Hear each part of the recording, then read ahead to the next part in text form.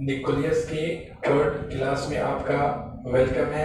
और आज हम लोग इस क्लास में स्टडी करेंगे आइसोटोप्स, आइसोबार एंड आइसोटोन्स। इसके बारे में आज हम लोग स्टडी करेंगे।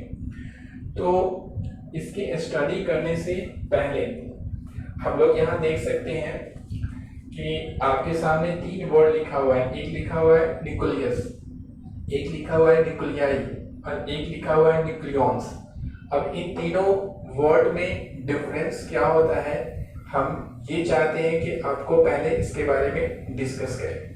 तो देखिए यहाँ पर क्या होता है कि अगर सिर्फ निकोलियस लिखा हुआ है तो निकोलियस का मतलब हुआ कि एक सिंगल निकोलियस के बारे में बात कही जा रही है, यानी कि एक सिंगल निकोलियस के बारे में।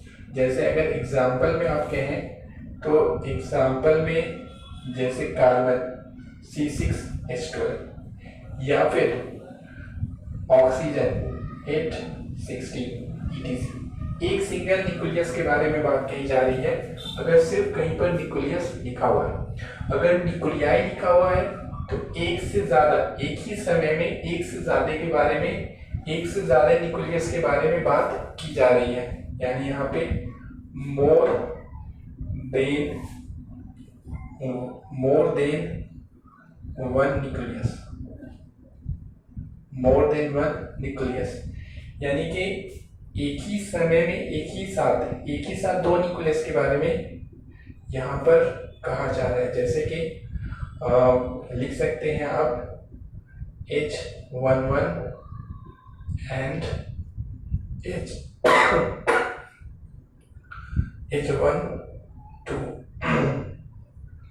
यानी देखिए यहाँ पर हो गया हाइड्रोजन, इसे कहेंगे ड्यूटेरियम। तो अगर एक से ज्यादा निकोलियस है, ये दोनों हाइड्रोजन का ही है लेकिन इसे कहा जाता है हाइड्रोजन और इसे कहेंगे हम लोग ड्यूटेरियम। या फिर एग्जाम्पल में दूसरा ले सकते हैं कि जैसे C6H12 and nitrogen C6H nitrogen N714। तो यहाँ पर एक से ज्यादा निकोलियस है तो यहाँ पर इसे कहेंगे निकोलियाई। अगर दोनों को एक साथ अगर हमें एक्सप्रेस करना है तो यहाँ पे क्या कहा जाएगा, यहाँ पे कहा जाएगा निकोलियाई। दोनों के लिए दोनों के लिए हम लोग वर्ड यूज करेंगे निकोलियाई। जब दो से ज्यादा एक से ज्यादा निकोलियस रहेगा तो उसके लिए वर्ड का यूज किया जाएगा निकोलियाई। और अगर निकोलियस है तो उसके लिए सिर्फ हम लोग निकोलियस का वर्ड यूज करते हैं। और अगर निकोलियॉन्स लिखा हुआ है तो अगर निकोलियॉन्स लिखा हुआ है तो इसका मतलब होता है protons and neutrons, proton and neutrons, ये इधर अलग है, प्रोटॉन एंड न्यूट्रॉन्स। यानी प्रोटॉन और न्यूट्रॉन्स को कहा जाता है दूसरे वर्ड में न्यूक्लियॉन्स। यानी न्यूक्लियॉन्स अगर आपसे कोई कह रहा है या कहीं पर अगर लिखा हुआ है तो इससे ये समझेंगे कि या तो प्रोटॉन या तो न्यूट्रॉन। जैसे कि अगर कोई कहता है कि एक न्यूक्लियस है उसमें कितना न्यूक्लियॉन है, अगर आपसे कहता है कि इसमें कितना न्यूक्लियॉन है तो कहेंगे 2 न्यूक्लियॉन है। या क्योंकि न्यूक्लियॉन का मतलब होता है, न्यूक्लियॉन्स का मतलब होता है प्रोटॉन या फिर न्यूट्रॉन। अगर यहाँ पे कहेगा तो कहेंगे 2 है। अगर आपसे इस तरह से अगर एक और बढ़ा दिया जाए दोनों में तो कितना न्यूक्लियॉन्स हो जाएगा, तो यहाँ पर न्यूक्लियॉन्स हो जाएगा 4, यानी 4 न्यूक्लियॉन्स हो गया। तो प्रोटॉन या न्यूट्रॉन को, ये प्रोटॉन और न्यूट्रॉन को ही कहा जाता है दूसरे वर्ड में न्यूक्लियॉन्स। तो इस तरह से ये आप नोट भी कर सकते हैं क्योंकि बहुत कंफ्यूजन होता है कभी कभी कि न्यूक्लियस क्या हुआ, न्यूक्लियाई क्यों कहा गया, यहाँ पर न्यूक्लियॉन्स का मतलब क्या हुआ। जब आप बुक पढ़ेंगे तो इसको आप यहाँ पे नोट कर लीजिए। उसके बाद क्वेश्चन लिखिए, define isotopes, isobar and isotones. Define isotopes, isobar and isotones. इसको कॉपी कर लीजिए और उसके बाद लिखिए question, define isotopes, isobar and isotones. Answer में लिखिए आइसोटोप्स। आइसोटोप्स, और लिख करके डैश दीजिए और इसमें लिखिए, लिख करके डैश दीजिए और इसमें लिखिए द न्यूक्लियाई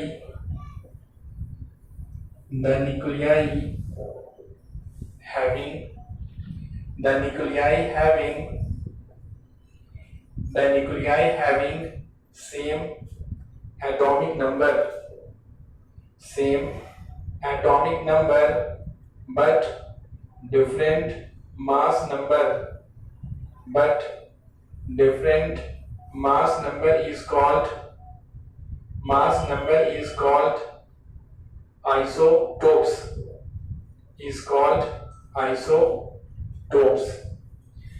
आइसोटोप्स क्या होता है, एग्जाम्पल पहले लिख लीजिए तो ज्यादा समझ में आएगा। आइसोटोप्स का एग्जाम्पल है H11, H12 एंड H13। देखिए यहाँ पर इसे कहा जाएगा हाइड्रोजन, इसे कहते हैं ड्यूटीरियम और इसे कहते हैं ट्राइटियम।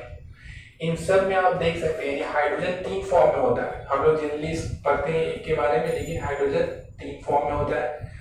तो यहाँ पर देख सकते हैं कि एटॉमिक नंबर तीनों का सेम है, लेकिन तीनों का मास नंबर क्या है, डिफरेंट है। यहाँ पे एटॉमिक नंबर होता है, यहाँ पे मास नंबर होता है। एटॉमिक नंबर को Z से, मास नंबर को A से।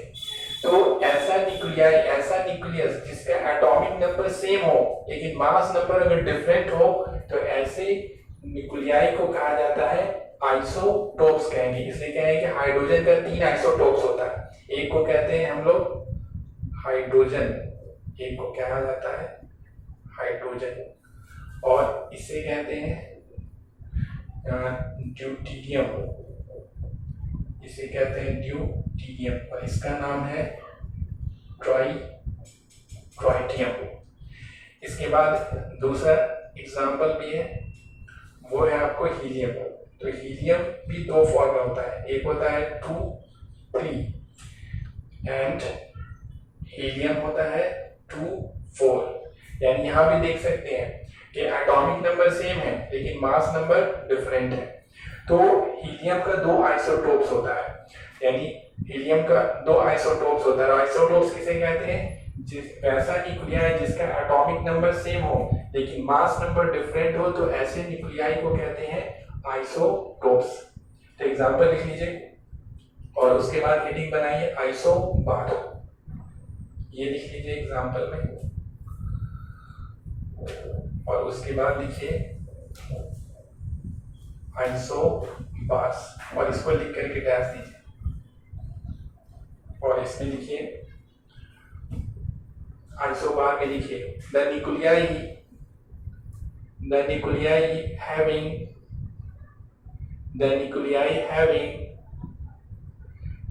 same mass number but different atomic number is called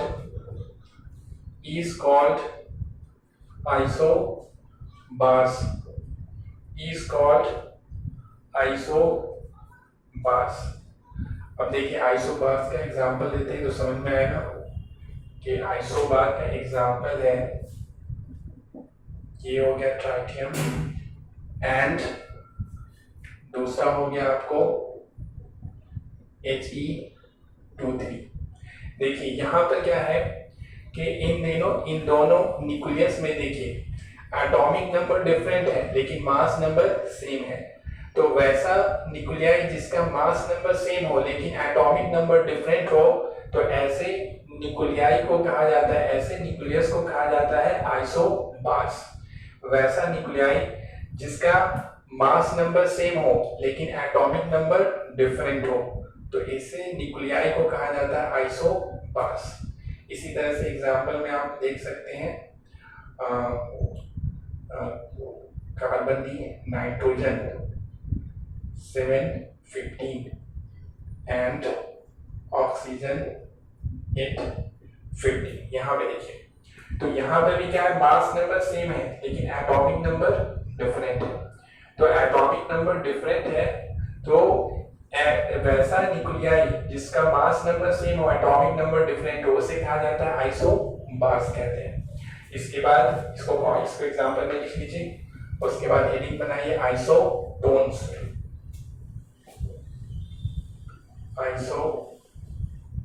isotones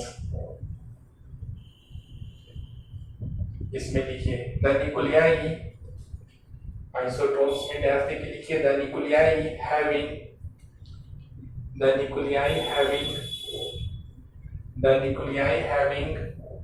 same number of neutron is called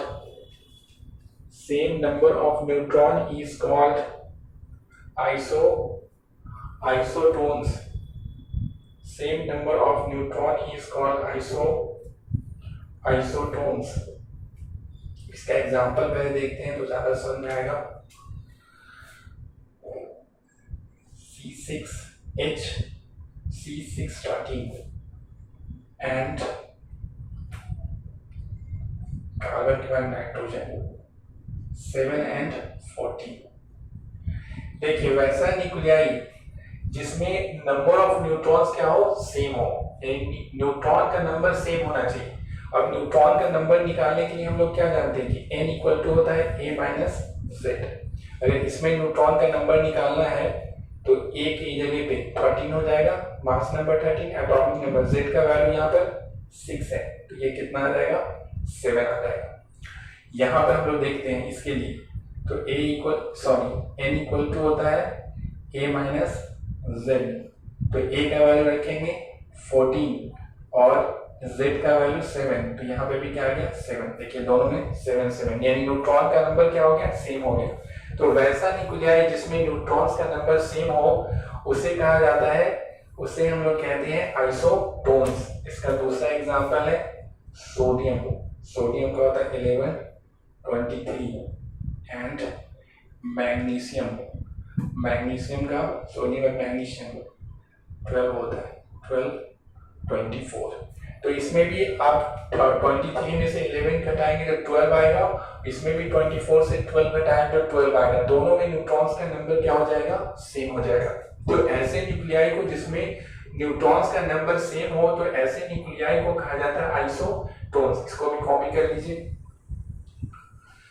इसको कॉपी कर लीजिए। उसके बाद नेक्स्ट क्वेश्चन लिखिए, कॉपी करने के बाद नेक्स्ट क्वेश्चन लिखिए, व्हाट इज, नेक्स्ट क्वेश्चन लिखिए what is Einstein, EINS, what is Einstein mass energy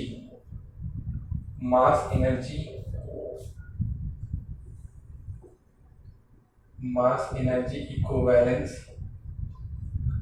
relation. What is mass energy equivalent relation? What is mass energy equivalence relation? Mass energy equivalence relation क्या होता है इसके बारे में हम लोग स्टडी करेंगे। तो देखिए आइंस्टाइन का ये कहना था, साइंटिस्ट आइंस्टाइन बहुत बड़े साइंटिस्ट गुजरे हैं, तो उनके बारे में उनका ये कहना था आइंस्टाइन का कि mass is another form of energy. Mass energy का एक दूसरा फॉर्म होता है और मास को एनर्जी में कन्वर्ट किया जा सकता है, और इसके अपोजिट एनर्जी को भी मास में कन्वर्ट किया जा सकता है। और जब किसी मास को एनर्जी में कन्वर्ट करते हैं तो कितना एनर्जी मिलेगा उसके लिए उन्होंने फॉर्मूला दिया था E बराबर mc²। ये बहुत ही फेमस फॉर्मूला है। तो आइंस्टाइन का ये कहना था कि मास, यानी ये जो हम लोग देख रहे हैं मास है, मास भी एनर्जी का ही फॉर्म है, यानी इसे हम लोग एनर्जी में कन्वर्ट कर सकते हैं, बदल सकते हैं। और इसी तरह से एनर्जी को भी मास में बदला जा सकता है। जब किसी मास को एनर्जी में कन्वर्ट करेंगे, जैसे कि मान लेते हैं आपके पास कोयला है, तो कोयला को एनर्जी में कन्वर्ट करें तो कितना हमें एनर्जी मिलेगा। तो उसके लिए उन्होंने फॉर्मूला दिया था E बराबर mc स्क्वायर, जहाँ m क्या है, मास ऑफ द बॉडी है, c is the velocity of या स्पीड ऑफ लाइट है, 3 × 10 टू द पावर 8 होता है मीटर पर सेकेंड। तो इस तरह से आइंस्टाइन का ये कहना था कि मास भी एनर्जी का ही एक फॉर्म है, यानी मास भी एनर्जी का ही एक रूप है और मास को एनर्जी में कन्वर्ट किया जा सकता है, इसी तरह से एनर्जी को भी मास में कन्वर्ट किया जा सकता है। और जब किसी मास को एनर्जी में कन्वर्ट करते हैं तो कितना एनर्जी मिलेगा, उसके लिए उन्होंने फॉर्मूला दिया था E बराबर mc स्क्वायर। तो क्वेश्चन लिखिए, what is Einstein mass energy equivalence relation, इसी रिलेशन को कहते हैं मास एनर्जी इक्विवेलेंस रिलेशन। और आंसर में लिखिए, according to Einstein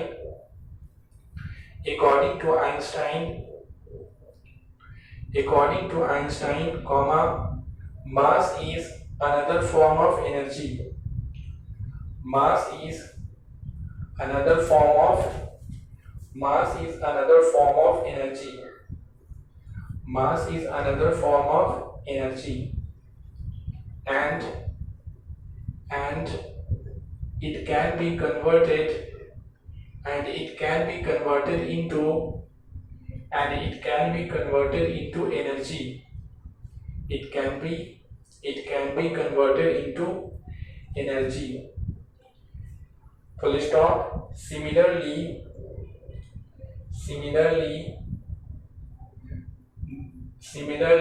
the energy can also be converted. Similarly, the energy can also be converted into mass. Similarly, the energy can also be converted into mass. Paragraph change करके लिखिए, the Einstein mass energy equivalence relation is given as, the Einstein mass energy equivalence relation is given as, Einstein mass energy equivalence relation is given as, और dash दे दीजिए और नीचे में लिखिए E बराबर mc स्क्वायर, E बराबर mc square, where E equal to क्या हो जाएगा, एनर्जी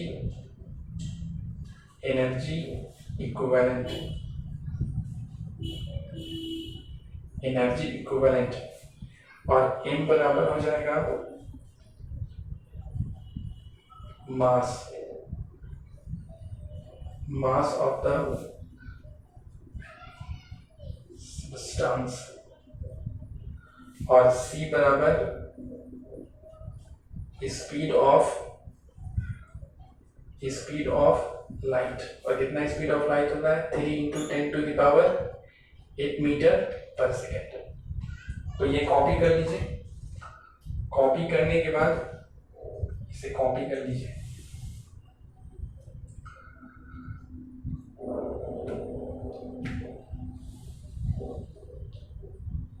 इसको कॉपी कर लीजिए और फिर हम लोग क्वेश्चन देखते हैं। एनसीईआरटी में क्वेश्चन है, आपको क्वेश्चन है एनसीईआरटी में कि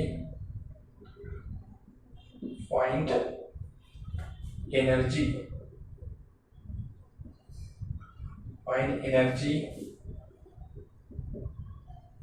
equivalent